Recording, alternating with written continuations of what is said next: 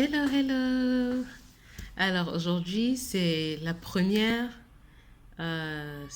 sujet de la série dont je vous ai parlé. Je vais faire environ 11 vidéos, commençant avec celle d'hier, la vidéo zéro, qui parlait de chercher la voix de Dieu. En fait, c'est 11 vidéos sur des leçons que j'ai apprises durant les derniers 2 ans, en entrant en profondeur avec Dieu. Donc aujourd'hui, le sujet, c'est sur le corps, l'âme et l'esprit. Qu'est-ce que constitue l'être humain? C'est une révélation, une connaissance qui m'a vraiment chamboulée et qui m'a fait comprendre en fait mon essence, n'est-ce pas? Qui suis-je? Qui est vraiment Olivia? Qui es-tu toi? Est-ce que c'est cette chair? Est-ce que c'est la bouche qui parle? Est-ce que c'est les yeux qui regardent la vidéo? Est-ce que c'est tes mains qui bougent? Ou euh, au plus profond, il y a autre chose? Et c'est ça que je vais et c'est ça que je vais m'attarder un peu aujourd'hui. Les deux passages clés pour aujourd'hui, c'est 1 Thessaloniciens 5, verset 23 et Hébreux 4, verset 12.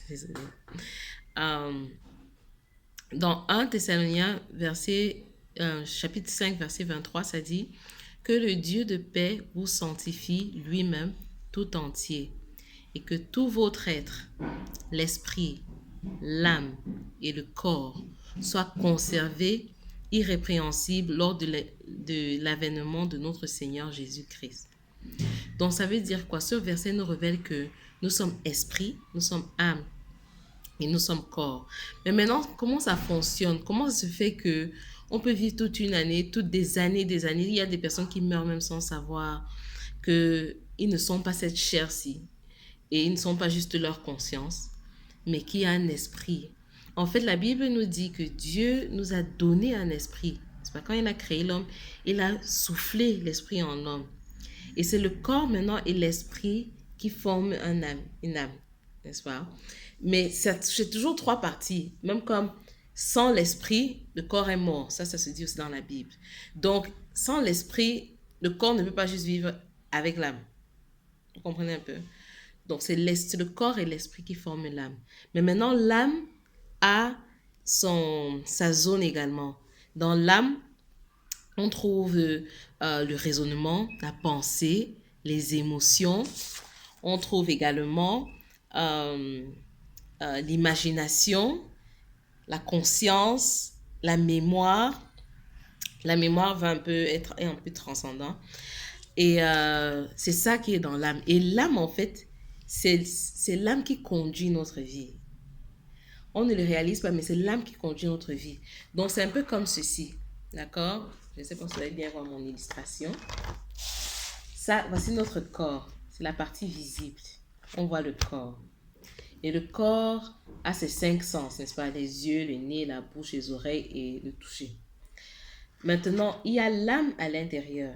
Disons la tassie. Voici l'âme. Et c'est l'âme qui dirige, n'est-ce pas? Comment le truc doit partir. Et maintenant, il y a aussi l'esprit à l'intérieur. Mais pendant une bonne partie de notre vie, on vit sous l'influence de ce que le corps communique à l'âme et la réponse de l'âme au corps.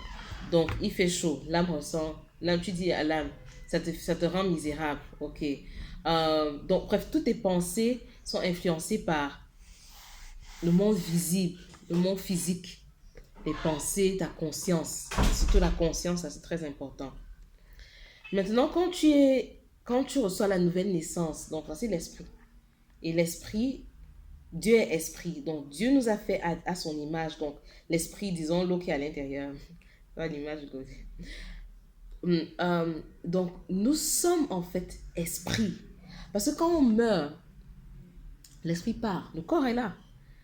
Hier, nous avons une nouvelle très triste dans ma belle famille. Et, et j'ai encore fait face à face avec la mort. Et tu vois le corps qui est là, étalé là, euh, sans, sans esprit. C'est là que tu réalises que le corps, vraiment, ce n'est que le corps. À la fin, qui es-tu réellement? C'est l'esprit qui est en toi. Et normalement, l'esprit là, tu tu as laissé la place à l'esprit pour influencer l'âme. N'est-ce pas? C'est l'esprit qui doit influencer l'âme. Et maintenant, quand on parle de la nouvelle naissance en Christ, quand tu reçois Jésus-Christ comme ton Seigneur et ton Sauveur, la Bible dit que le Saint-Esprit de Dieu vient se sceller à ton esprit. Donc, tout se scelle à ton esprit pour l'éternité. C'est ça qui fait qu'on est sauvé. C'est l'esprit-ci. Et maintenant, c'est bien, alléluia, c'est bien. Maintenant, pour voir vraiment un réel, véritable changement en toi, tu dois renouveler ta pensée. Romains 12, verset 2. Donc, renouveler ta pensée par quoi? Écouter la musique, gospel music, la bonne musique, lire ta Bible, écouter les prédications, échanger avec les frères, se ressourcer par d'autres, etc. Et maintenant, quand tu renouvelles ta pensée, c'est ton esprit que tu es en train de nourrir, n'est-ce pas? Maintenant, tu renouvelles ta pensée avec les trucs de l'esprit. Et c'est comme ça que tu remplis ton âme. Tu remplis la pensée qui est ici dedans. La pensée, ta conscience. Tu demandes, tu fais que ta conscience soit de plus conscient du monde invisible de l'esprit. Du monde-ci qui doit influencer ton âme. D'accord? Et maintenant, l'âme influence le corps. Tchou, tchou, tchou, tchou. Et donc, c'est comme ça en fait. En fait, ce que j'ai réalisé en apprenant de différentes personnes, parce que Joanne, Christ Generation, tous ils sont sur YouTube, c'est que Dieu, le plan de Dieu, qui est esprit, Jean 4, verset 24, c'est que c'est l'esprit qui doit influencer l'âme, et l'âme influence le corps. D'accord? Ce n'est pas le corps qui doit influencer l'âme. Donc le corps, c'est quoi? Ce qu'on voit là. Et le corps, et bref, ça crée un désordre pas possible. Donc ça fait que le renouvellement de la pensée, c'est comment concrètement? C'est quand ta pensée vient, d'habitude on vit dans ce monde-ci qui a été corrompu et qui est sous l'emprise des forces vraiment des ténèbres, c'est vraiment terrible quoi. Mais le monde communique certains trucs à ton corps, ton corps c'est quoi? C'est tes sens et tout ça. Et le corps influence la pensée. Le corps dit à la pensée, oh, il faut avoir peur, il faut se soucier, tu n'es pas capable, tu ne comprends rien de tout ceci, tu es misérable, tu ne vaux même pas la peine. Mais, et tu vas continuer à y croire tant que tu ne renouvelles pas ta pensée. Romains 12, verset 2. Et ta pensée, c'est quoi? La parole de Dieu dit, tu as été créé avant la fondation du monde. Hein? Tu es valable. La peur ne vient pas de Dieu, n'aie pas peur. Ne t'inquiète de rien.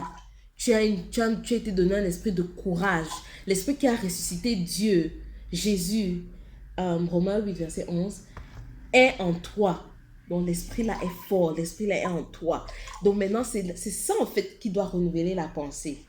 Et maintenant, quand tu renouvelles ta pensée et que tu éveilles ta conscience à cela, c'est là que tu vois vraiment, tu vis en quelque sorte le heaven on earth, you know, heaven on earth. Et c'est pour ça que tu comprends beaucoup, parce que j'ai beaucoup cogité sur Éphésiens 2, verset 6 qui dit, nous sommes assis avec Christ, c'est ça non, dans les lieux célestes. Et en même temps, la Bible nous dit, Christ est en nous, ici sur terre. Donc ça veut dire que nous vivons dans deux univers parallèles. Et tant qu'on n'éveille pas notre conscience à cela, on va vivre et on va se laisser influencer. Tu vas pas savoir si c'est ta chair qui est en train de parler, si c'est ton âme, si c'est ton esprit. Tout ce qui va t'influencer va souvent t'influencer. Ça te bouge comme ça, là, ça te bouge. Telle situation vient, ça te bouge. Telle situation vient, ça te bouge. Tu es mélangé, tu es là dans la confusion totale. Tu ne sais pas ce qui est vrai. Tu es influencé par le mensonge du monde. Et en fait, la nouvelle naissance, c'est quoi? C'est que nous soyons renouvelés, que nous soyons confiants, que nous soyons conscients. Confiants et conscients que Dieu nous aime. Dieu veut le meilleur pour nous. Ce monde, ce n'est pas se marier, avoir les bébés, avoir l'argent. C'est beaucoup plus important. C'est vivre cette relation avec notre Père Céleste. Étant ici, présente physiquement. Vivre heaven, le paradis, non pas le paradis, le ciel sur terre. D'accord? Laissez que le ciel influence le terre. Comme il y a pasteur Sanogo qui disait, laissez que être vraiment conscient de que ton règne, Seigneur, que ton règne vienne sur la terre comme au ciel. Et ça vient par qui? Par nous. Par nous. D'accord? Si on laisse l'Esprit de Dieu influencer notre âme, l'âme va influencer notre corps. Donc voilà, je voulais pas que ce soit très long aujourd'hui, mais voilà, je suis très fascinée par ce sujet parce que au centre et au cœur, c'est notre identité. Il faut qu'on sache qui nous sommes vraiment, qui nous sommes vraiment et qu'est-ce que cette vie en Christ nous donne. Donc, et c'est ça, c'est ce renouvellement de la pensée que je fais chaque jour. Peut-être c'est pour ça que j'ai constamment soif et j'ai constamment faim de la parole parce que ma pensée a besoin d'être continuellement renouvelée au point où je peux manifester, n'est-ce pas, la puissance de ce Saint-Esprit-là qui est déjà en moi, qui est déjà là et que mon âme peut laisser que ce Saint-Esprit-là agisse à travers le corps pour guérir les malades, soulever les lépreux, apporter la lumière et la délivrance aux gens. C'est cette dimension-là que je voudrais, parce que Jésus a dit dans sa parole, on peut faire les mêmes choses qu'il a fait. Donc, je voudrais atteindre ce niveau-là où vraiment mon raisonnement est captif à la pensée de Christ.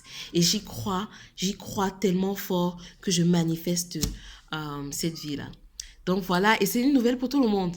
Et c'est ça qui est la bonne nouvelle. The good news, the gospel news. Allez, je vous embrasse. Shalom, shalom. À très bientôt. Demain pour la prochaine série. Bye.